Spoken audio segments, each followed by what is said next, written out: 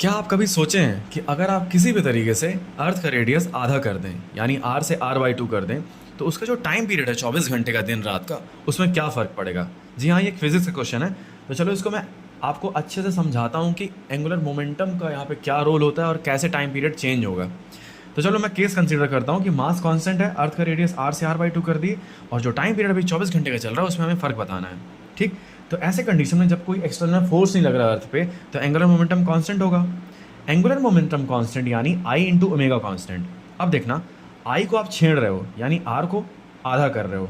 ठीक? तो आई आपका कम हो रहा है तो ओमेगा बढ़ेगा, यानी अर्थ की घूमने की रफ्तार बढ़ेगी।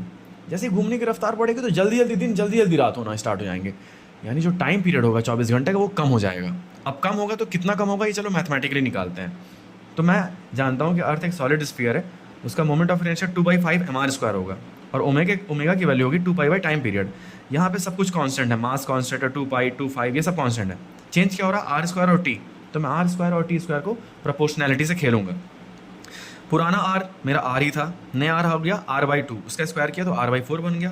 पुराना टाइम मेरा 24 घंटे का था, नया टाइम को मैंने t डैश मान लिया है। तो जब t डैश निकाला तो मेरा टाइम कितना आ गया, 6 आवर्स। यानी अगर मैं अर्थ का रेडियस आधा कर दूंगा तो जो टाइम अभी 24 घंटे का चल रहा है वो 6 घंटे में बदल जाएगा। तो कैसा लगा बच्चों कॉन्सेप्ट? और अगर आपको ये समझ में आया तो आपको बताना है कि अर्थ का रेडियस अगर 1/3 कर देते हैं तो नया टाइम पीरियड क्या होगा, कमेंट्स में। That's all.